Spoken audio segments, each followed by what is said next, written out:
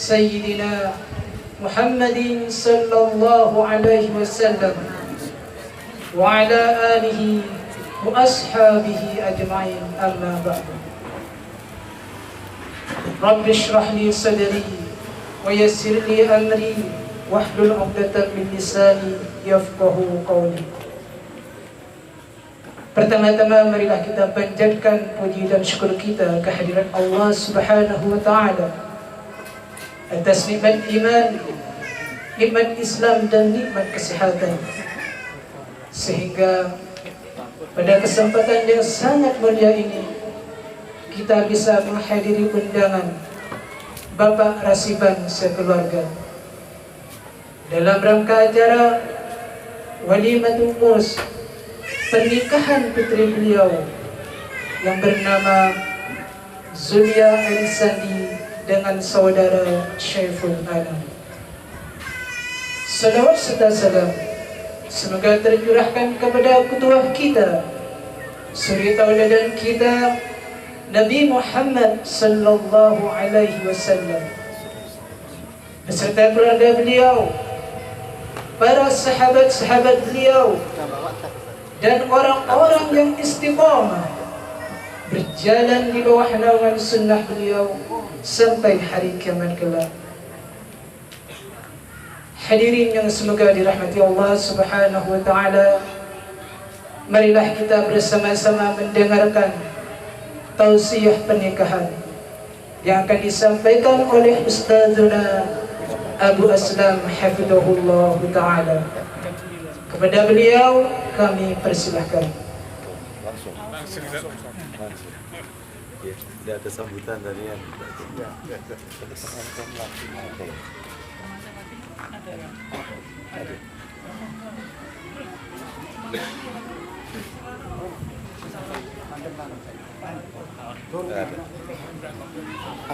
Ini di telepon dulu.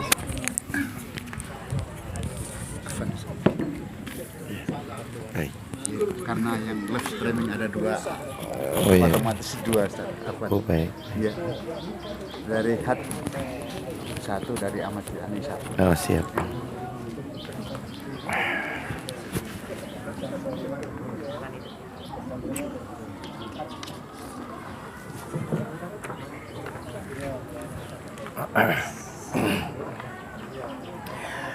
Bismillah. Assalamualaikum warahmatullahi wabarakatuh. Alhamdulillah alladzi bi ni'matihi tatimmus salihat. Wa ashhadu an la ilaha illallah wahdahu la syarika lah, wa ashhadu anna Muhammadan abduhu wa rasuluh. Ya ayyuhalladzina amanu ittaqullaha haqqa tuqatih wa la tamutunna illa wa antum muslimun. Amma ba'du, fa inna asdaqal hadisi kitabullah wa khairal hadi hadi Muhammadin sallallahu alaihi wasallam, wa syarral umuri muhdatsatuha wa kullu muhdatsatin bid'ah wa kullu bid'atin dhalalah.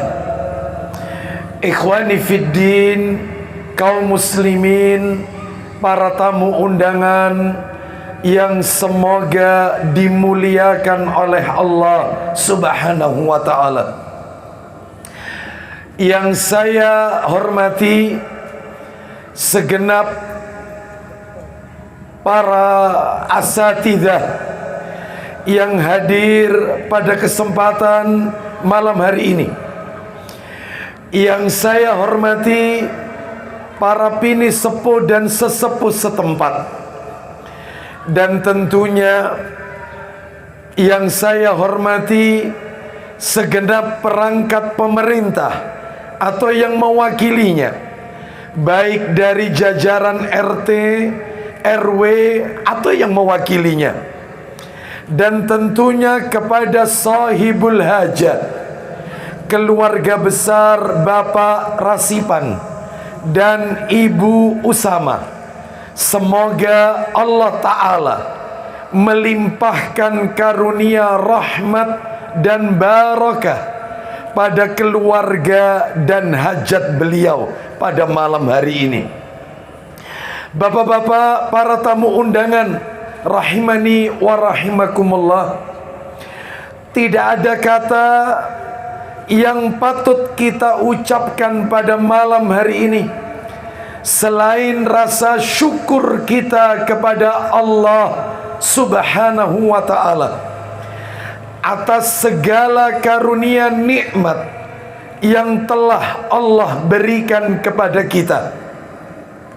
Salah satu di antara sekian banyak kenikmatan-kenikmatan yang Allah berikan kepada kita dan kita rasakan pada malam hari ini adalah Allah Subhanahu wa ta'ala memberikan kita kemudahan, kesempatan untuk melaksanakan hakul muslim alal muslim, hak seorang muslim atas muslim yang lainnya.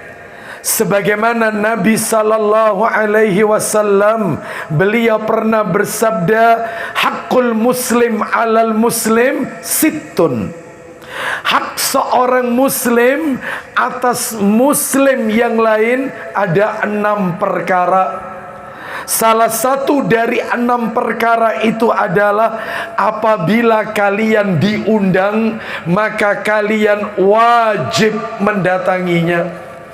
Maka kita berdoa kepada Allah, semoga langkah kaki kita menghadiri undangan walimatul urus keluarga Bapak Rasipan dan Ibu Usama, di mana beliau akan menikahkan putrinya yang bernama Ananda Zulia Eris Sandi, yang besok insya Allah pernikahannya pukul 9 akan dipersunting oleh seorang pemuda yang bernama Saiful Anam, putra daripada Bapak Selamat Allah yarhamuh dan Ibu Yuliati.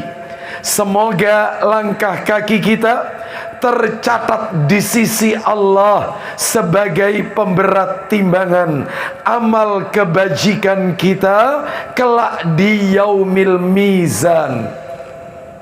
Lebih dari itu Bapak Ibu sekalian, kita juga berdoa semoga Ananda Zulia Erisandi pernikahannya besok diberikan kemudahan oleh Allah Subhanahu wa ta'ala, kelancaran, dan Allah turunkan ijab kabulnya penuh dengan rahmat dan barakah dari Allah Subhanahu wa ta'ala.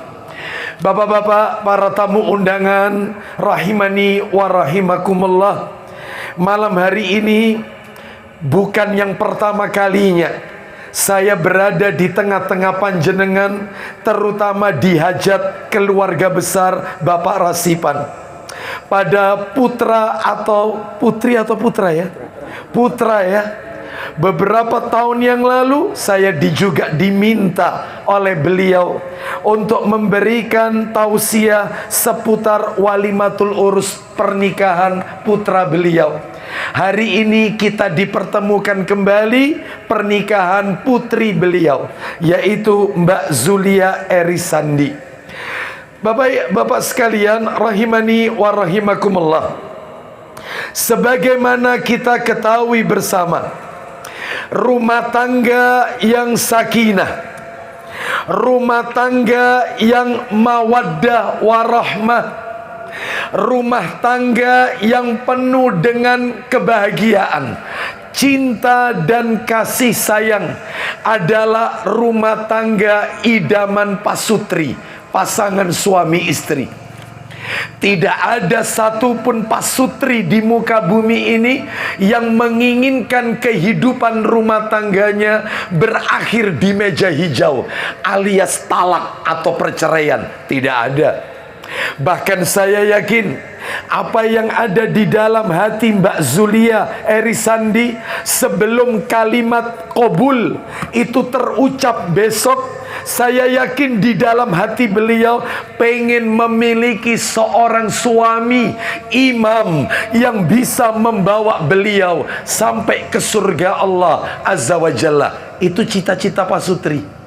Termasuk saya yakin Mas Saiful Anam yang walaupun hari ini beliau tidak hadir, saya yakin sebelum kalimat ijab diucapkan oleh pihak mempelai wanita, maka saya yakin dalam hatinya menginginkan sosok wanita soleha, istri yang soleha, yang bisa membina rumah tangga dan anak keturunannya sampai nanti menghadap Allah Azza wa Jalla.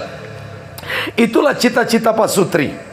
Namun bapak-bapak sekalian, nah ini mulai ini, ternyata untuk membentuk rumah tangga yang diidam-idamkan tersebut, yang sakinah, mawaddah, warahmah, fid dini, wad dunya, wal akhirah, ternyata tidak semudah membalik telapak tangan. Gak mudah.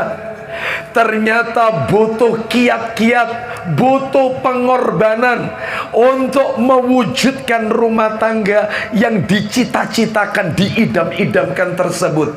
Mohon maaf Bapak sekalian, saya minta maaf.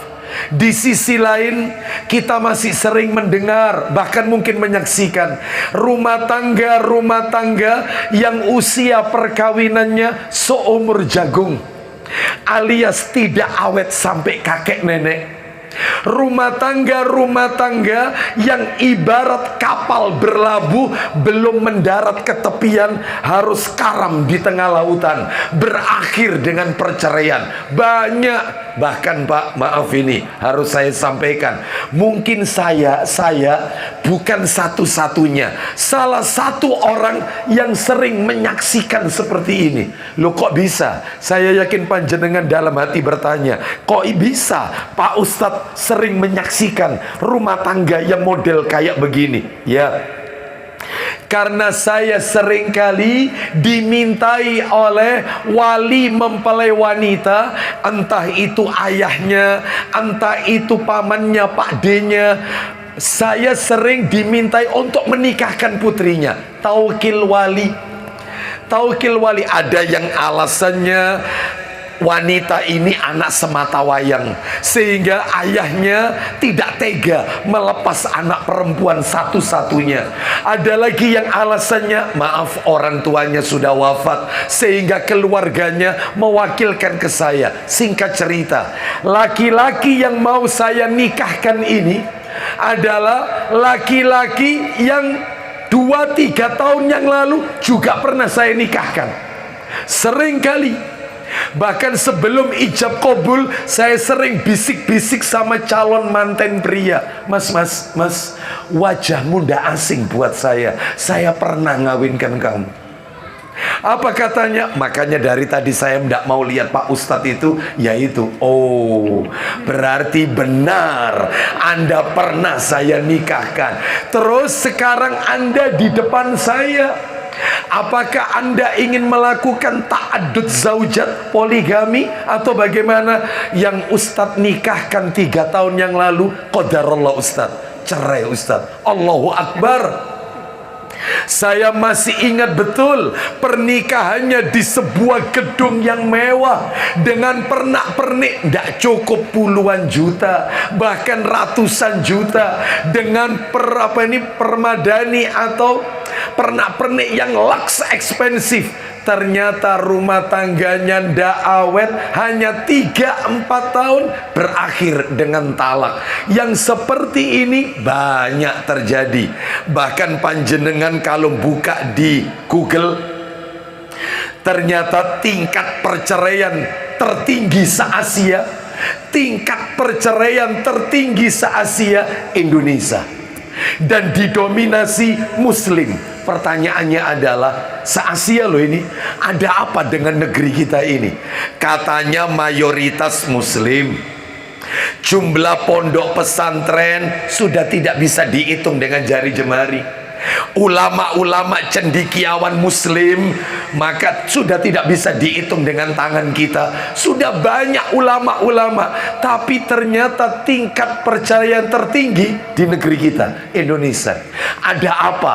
Inilah yang mau saya sampaikan malam hari ini. Saya ingin memberikan tips kiat-kiat agar rumah tangga itu awet.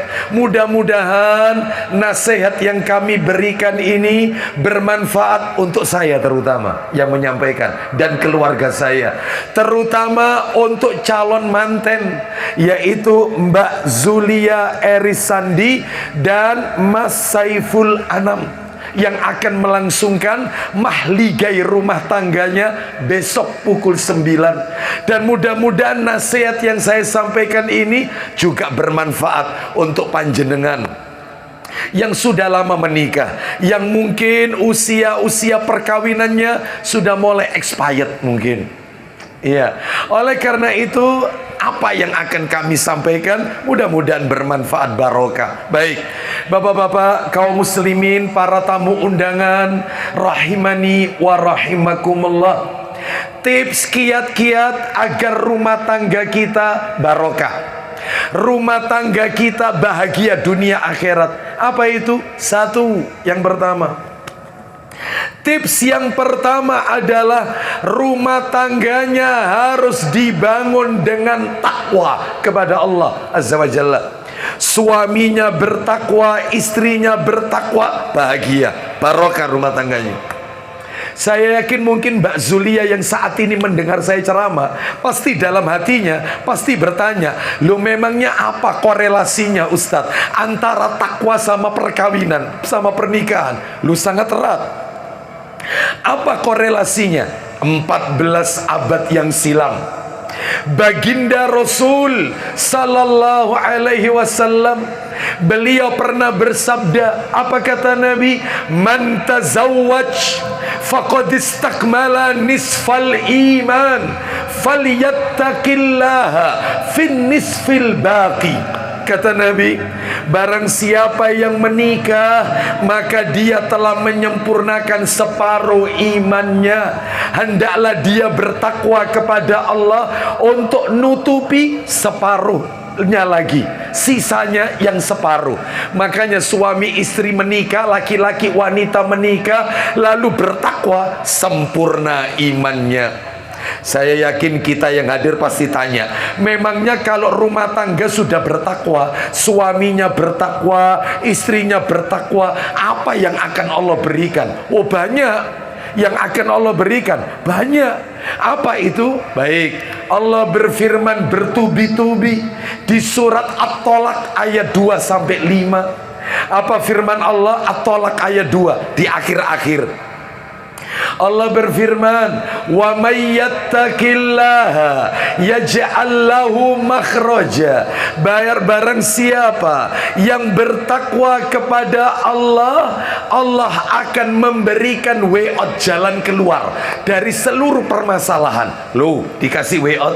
Nggak mungkin rumah tangga ndak ada masalah. Maka kalau bertakwa dikasih jalan keluar. Cukup Pak Ustadz? Belum. Ayat berikutnya, wa yarzuqhu min haitsu la yahtasib. Rizkinya diberi oleh Allah dari arah yang tidak disangka-sangka. Rizki datang tidak disangka-sangka. Masya Allah. Kalau bertakwa loh ini. Cukup Pak Ustadz? Belum. Ayat berikutnya, wa may yattaqillaha yaj'al lahu wa may yattaqillaha yaj'al lahu min amrihi yusra. Siapa yang bertakwa kepada Allah, Allah mudahkan urusannya. Terakhir ditutup ayat nomor 5, wa may yattaqillaha yukaffir anhu sayyiatihi wa yu'dim lahu ajra. Siapa yang bertakwa kepada Allah, Allah akan hapus dosa-dosanya dan dilipat gandakan ganjaran pahala untuknya. Luar biasa. Makanya rumah tangga yang takwa kepada Allah, maka dia akan diberkahi oleh Allah Subhanahu wa taala. Sebaik-baik bekal itu takwa. Makanya Allah berfirman di surat Al-Baqarah, "Fatazawwadu fa inna khairaz zadi taqwa." Maka berbekalah kalian. Sebaik-baik bekal itu adalah takwa kepada Allah Azza wa Jalla. Pak, maaf, panjenengan nanti kalau baca Al-Qur'an, PR ya, PR, panjenengan buka surat Al-Ahzab surat 33 ayatnya 1, ayat pertama. Apa kata Allah Azza wa Jalla firman-Nya? Ya ayyuhan nabi ittaqillah. Hai nabi, bertakwalah kepada Allah. Pak, kalau Nabi Muhammad sallallahu alaihi wasallam disuruh bertakwa, apalagi panjenengan dan saya, bukan nabi, bukan rasul, harus bertakwa. Nabi aja disuruh takwa, apalagi kita yang bukan nabi. Ayo kita menjadi orang-orang yang muttaqin, yang bertakwa kepada Allah Subhanahu wa taala.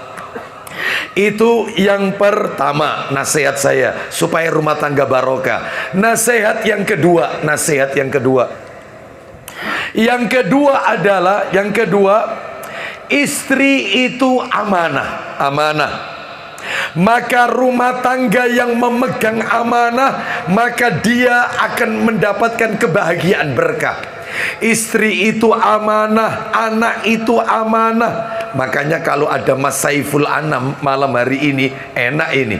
Mudah-mudahan rekaman tayangan ini yang direkam ini bisa sampai kepada beliau, Mas Saiful Anam. Kenapa? Allah Ta'ala berfirman, apa kata Allah? Surat Al-Anfal, surat nomor 8. Ayatnya kalau tidak salah ayat 27.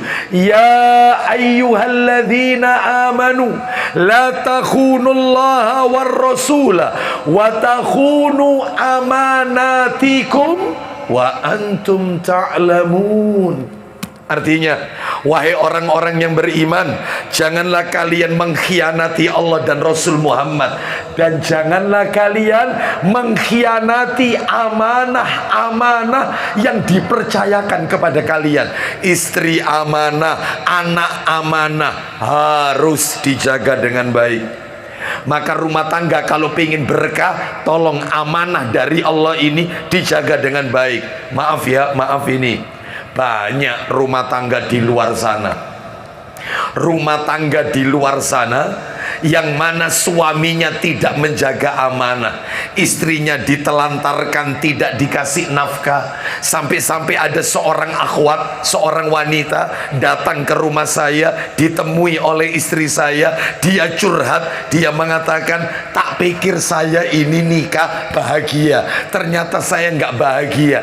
Apa yang harus saya lakukan ketika rumah tangga saya seperti ini? Istri saya tanya, lu memangnya kenapa? Ternyata saya ini dinikahi, setelah nikah saya suruh nutup utang-utangnya suami saya. Oh, iya. Ada lagi yang lapor, saya ini yang banting tulang kerja. Alhamdulillah Allah ngasih saya keterampilan bisa buat kue, bisa masak, sehingga saya sering kali open PO. Siapa yang pesen kue, tiap kali ada majelis taklim, aku dodolan, aku jualan. Lah suami Anda kemana? Suami saya main game-giman. Suaminya kalau malam melean di warkop-warkop, kalau pagi tidur, sore game-giman, game online. Istrinya yang kerja banting tulang. Tidak amanah, tidak membahagiakan istrinya.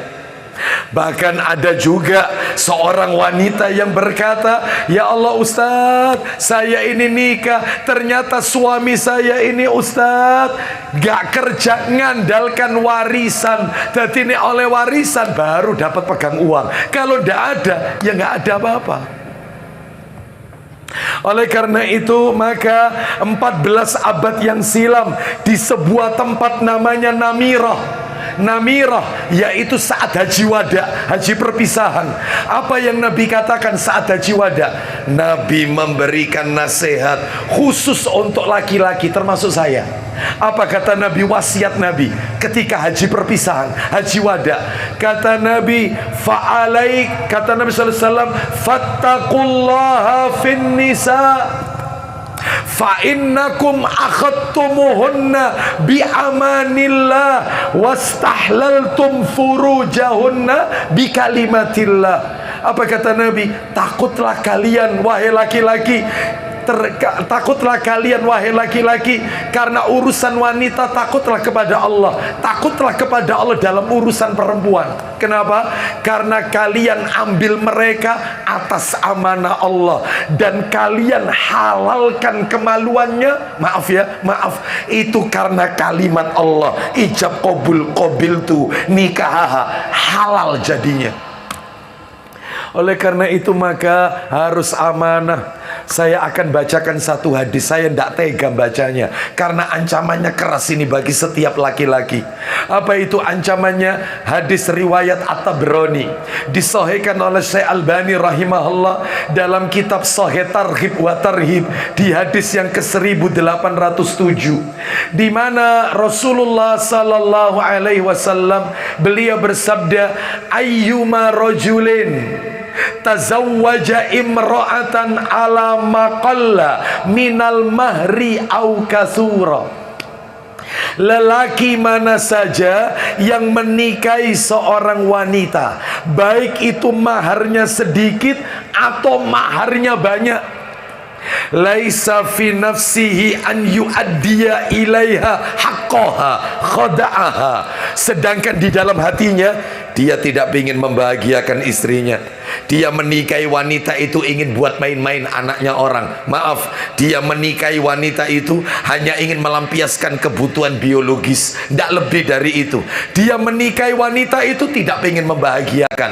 Itu kata Nabi, famata walam yu'addi ilaiha haqqaha.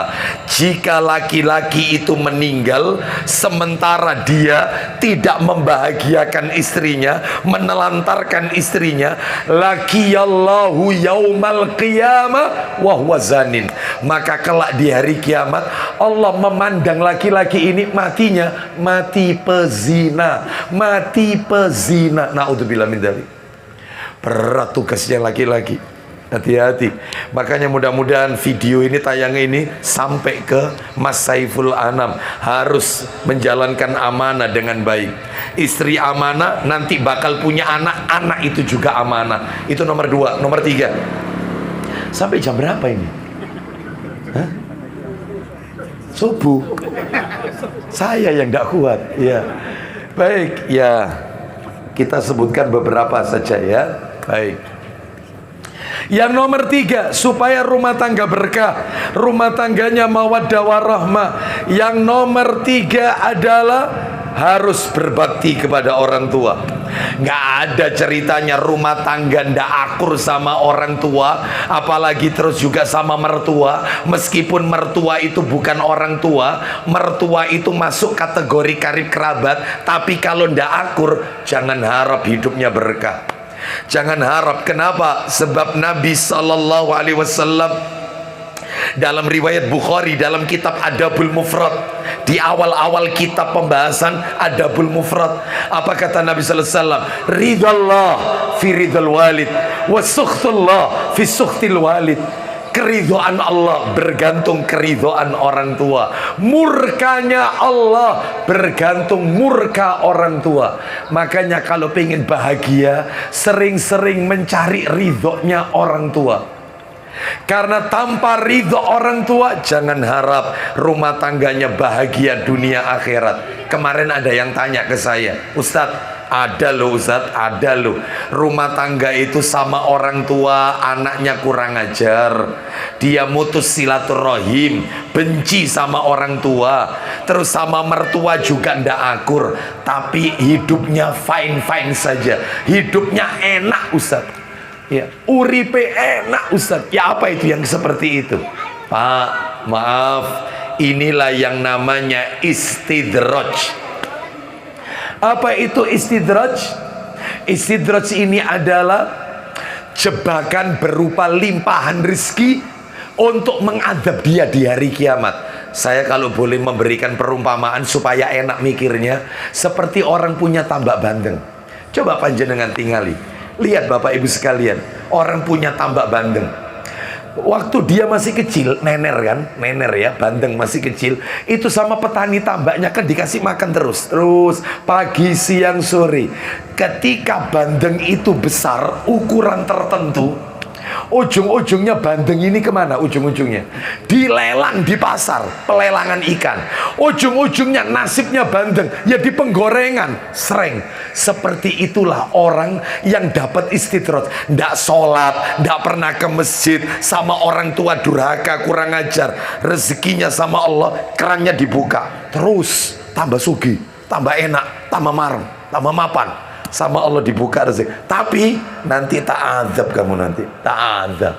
Seperti tadi tambak tadi itu, bandeng tadi itu, dikasih makan terus tapi ujung-ujungnya digoreng nanti. Lah kita kan tidak pengen yang kayak begini. Kita kan pengen hidup kita ini berkah. Maka salah satunya adalah bakti kepada orang tua. Betapa banyak anak-anak zaman sekarang yang mereka sudah tidak peduli sama orang tuanya setelah dinikahkan. Banyak yang seperti ini. Laporan masuk kepada saya. Bahkan ada orang tua berkata kepada saya itu Ustadz, kalau ngomong sama anak saya, sama mantu saya, daripada saya dikurang ajari Ustadz, mending saya ndak ngomong Ustadz, tak batin toh Ustadz. Karena saya kalau ngomong sak kecap, mantu saya, anak saya berkecap-kecap Ustadz.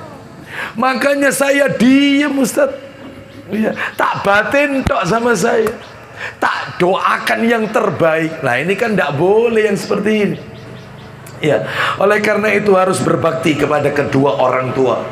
Itu yang nomor 3. Yang nomor 4, Yang nomor 4, apal kalau pengen rumah tangga itu barokah, Bapak-bapak sekalian rahimani wa rahimakumullah, maka jadikan rumah kita religius. Rumahnya harus religius. Maksudnya religius, dibacakan Al-Quran. Loh kaitannya apa? Pak maaf, Nabi pernah bersabda. Apa kata Nabi? Masalul baitil ladzi la yudhkarullahu fih. Ya, masalul baitil ladzi yudhkarullahu fi wal baitul ladzi la yudhkarullahu fi masalul hayyi wal mayyit. Kata Nabi, rumah yang sering dibacakan zikir sama rumah yang tidak pernah dipakai zikir seperti orang hidup dengan orang mati. Coba panjenengan lihat, orang hidup ada ruhnya, mayit orang mati tidak ada ruhnya. Rumah kalau dibacakan zikir, maka rumah itu hidup bahagia maksudnya. Tapi kalau tidak pernah dibacakan zikir, rumah itu seperti orang mati, tidak bahagia.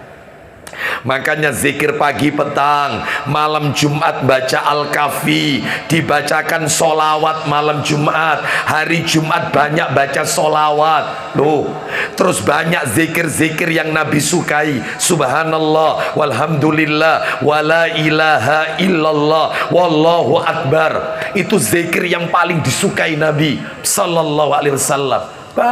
Baca Quran, terutama Al-Quran. Apa kata Nabi sallallahu alaihi wasallam dalam sabdanya, la taj'alu buyutakum maqabir innasyaitana yanfiru minal baitil ladzi tuqra'u fi suratul Baqarah. Jangan jadikan rumahmu seperti kuburan. Bapak-bapak lihat kuburan. Ya, di sekitar sini pasti ada kuburan kan? Angker, menyeramkan, gelap, sepi. rumah kita nggak boleh kayak kuburan. Solusinya supaya nggak kayak kuburan, setan itu lari, kata Nabi, dari rumah yang dibacakan surat Al-Baqarah. Surat Al-Baqarah. Nah, ya. Oleh karena itu, maka bacakan surat Al-Baqarah, ya. Baik, ini yang nomor 4, rumahnya harus religius. Yang nomor 5, supaya rumah kita barokah. Apa yang kelima? Nah, ini. Yang nomor 5 ini, hati-hati. Hati-hati. Rumah tangga itu pasti ada penggodanya. Siapa yang goda? Tidak ada lain kecuali iblis, laknatullah alaih. Visi dan misi paling utama iblis memisahkan hubungan suami istri. Diceritakan dalam riwayat Muslim bahwasanya iblis memiliki kerajaan di tengah lautan. Lalu dia menebarkan pasukannya di daratan. Masing-masing anak buahnya lapor, aku telah menjadikan dia minum khamr. Kata iblis, ndak istimewa. Yang satunya lagi lapor, aku telah menjadikan anak keturunan Adam itu berzina. Ndak istimewa. Begitu satu lagi lapor, aku telah menjadikan suami istri itu talak, bercerai. Suaminya mengucapkan kalimat tak cerai, tak pegat, atau tak talak. Maka apa yang dilakukan iblis, sang pemimpin? Diberikan mahkota di kepala anak buahnya, lalu disandingkan di samping kerajaannya, dan diberhentikan tugasnya. Berhasil. Berarti misi dan visi iblis memisahkan rumah tangga. Makanya hati-hati. Lah terus caranya gimana? Caranya supaya tidak diganggu oleh iblis, oleh syaitan. Apa itu? Jangan jangan mudah marah dalam rumah tangga. Jangan mudah marah. Intinya rumah tangga itu cuma 2, sabar sama ngalah. Selesai. Awet sampai kakek nenek.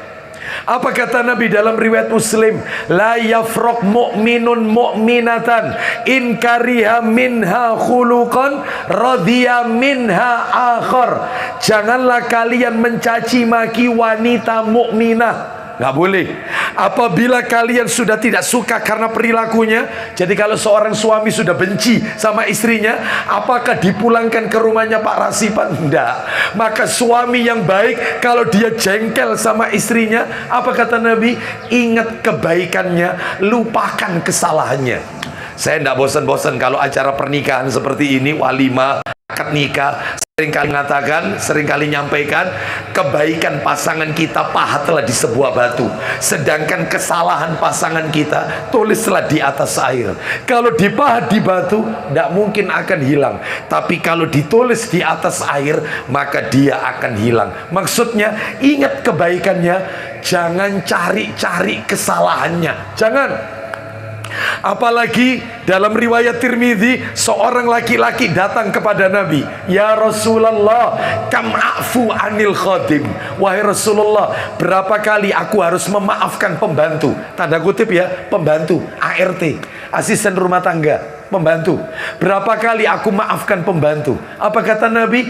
Kulla yaumin sab'ina marrah. Maafkan pembantumu setiap hari 70 kali.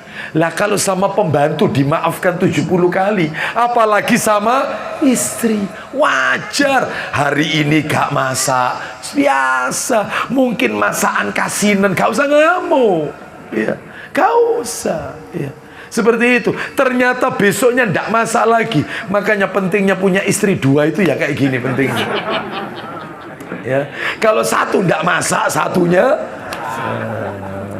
ya itu ya. Dua-duanya ndak masak, musibah. Bapak-bapak sekalian rahimani wa rahimakumullah. Oleh karena itu ini menunjukkan kepada kita, maka jangan sampai pintu syaitan masuk ke rumah kita. Dan salah satu pintu setan, terakhir saya tutup pengajian kita ini, salah satu pintu syaitan yang paling gencar adalah apa itu? Pandangan mata. Oh, hati-hati. Apa kata Allah dalam Al-Quran? Firman Allah surat An-Nur ayat 30.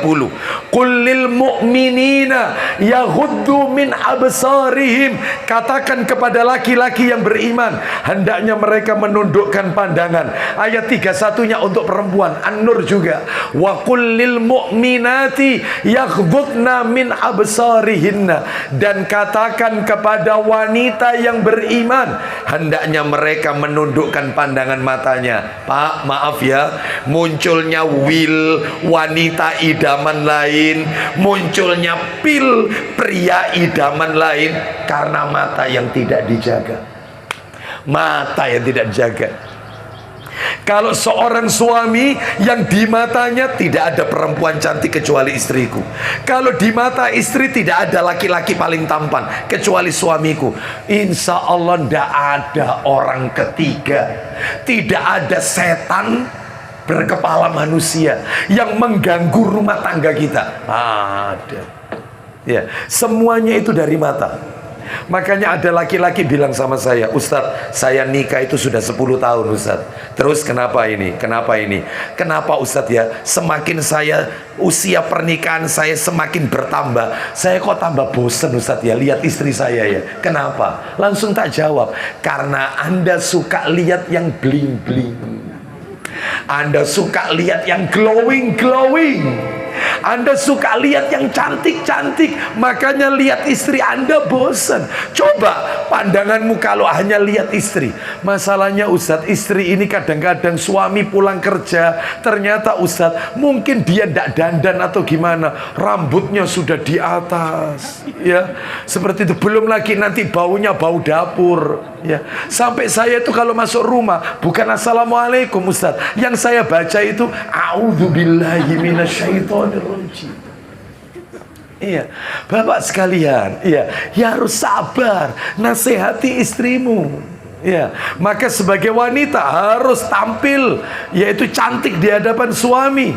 Ya, begitu juga laki-laki, jangan menuntut istri, dia harus tampil keren di hadapan istrinya supaya dia tidak melirik laki-laki lain. Lain ini tidak.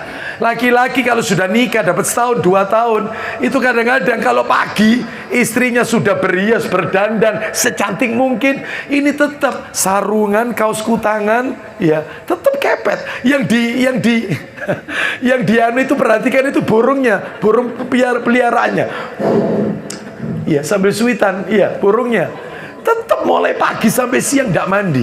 Lagi ini nuntut istri cantik, dia sendiri tidak energik, maka nggak boleh. Jangan bawa pintu setan masuk ke rumah kita. Oleh karena itu, sampai-sampai Nabi pernah mengatakan, sampai Nabi bilang, riwayat Abu Dawud, la tubashirul mar'atul mar'ata litan'ata li zawjiha ka'annama yanduru ilaiha. Janganlah wanita lihat wanita lain, wanita lihat kecantikan wanita lain lalu diceritakan ke suaminya. Contohnya, Mas, aku tadi di pernikahan lihat ada perempuan Mas, kemantennya wayu Mas, kemanten perempuannya itu cantik, kulitnya putih. Itu suaminya pasti bayangkan, koyek gak koyek konek kon. Gak boleh juga laki-laki, sesama laki-laki cerita sama istrinya, aku tadi di jalan ketemu laki-laki ganteng, laki-lakinya aku tidak pernah lihat laki-laki ganteng kecuali itu. Istrinya pasti bayangkan, nek kon kepet, nek kon. Gak boleh, jangan diceritakan. Jadi cukup ditutup sampai masalah itu diatur dalam Islam. Oleh karena itu jangan membuka pintu syaitan masuk ke dalam rumah kita. Mudah-mudahan acara keluarga besar Pak Rasipan besok untuk menikahkan putrinya, yaitu Mbak Zulia Erisandi, diberikan keberkahan oleh Allah Subhanahu wa taala. Mudah-mudahan rumah tangga yang akan dibina nantinya sakinah mawaddah warahmah, dan mudah-mudahan kelak diberikan keturunan yang soleh dan soleha. Dan semoga Allah memberikan kekuatan kepada Mas Saiful Anam sebagai seorang nahkoda, pemimpin rumah tangga. Karena tugas paling berat seorang suami bukan menjadi mesin ATM bagi istrinya, bukan. Sak mintanya istri dituruti, enggak. Tugas paling berat suami bukan ngasih makan, minum, pakaian, rumah tempat tinggal, bukan. Tugas paling berat laki-laki adalah membawa istri sama anak-anaknya sampai ke surga Allah Subhanahu wa taala. Qu anfusakum wa ahlikum nara. Jagalah dirimu dan keluargamu dari api neraka. Lah kalau perempuan tugasnya apa paling berat? Mencuci? Bukan. Melahirkan? Bukan. Menyusui? Bukan. Hamil, mengandung? Bukan. Lah terus apa? Melayani suami? Bukan. Lah tugas istri paling berat apa? Tugas istri, Mbak Zulia, mudah-mudahan panjenengan dengar saya. Tugas istri yang paling berat dalam rumah tangga adalah menjadikan suaminya betah di rumah karena mulutnya, karena lisannya. Karena betapa banyak karena lisan istri, suami sudah nggak betah lagi di rumah. Ya, oleh karena itu tugas paling berat seorang istri. Oleh karena itu mudah-mudahan diberikan kekuatan sehingga rumah tangganya tetap dalam naungan takwa kepada Allah Subhanahu wa taala. Demikian yang bisa kami sampaikan. Tidak ada doa khusus ya, karena ini memang belum terjadi perkawinan, sehingga saya tidak mendoakan barakallahu laka wa baraka atau barakallahu lakuma wa baraka alaikuma wa jama bainakuma fi khair, karena ini belum menikah. Kita tutup saja dengan doa penutup majelis. Mudah-mudahan hajat keluarga besar Pak Rasipan diterima oleh Allah Subhanahu wa taala, dan mudah-mudahan rumah tangga kita, anak keturunan kita sakinah mawaddah warahmah. Kita tutup wassallallahu ala nabiyyina wa ala alihi washabihi wasallam. Subhanakallahumma wa bihamdika asyhadu an la ilaha illa anta astaghfiruka wa atubu ilaik. Wa akhiru da'wana anil hamdulillahi rabbil alamin. Sebelum saya tutup salam, dari hati yang paling dalam saya mohon maaf apabila ada hal-hal yang tidak berkenan di hati bapak-bapak sekalian. Mungkin bahasa saya yang tidak menyejukkan di hati panjenengan, dan terima kasih atas undangan yang diberikan kepada saya. Assalamualaikum warahmatullahi wabarakatuh.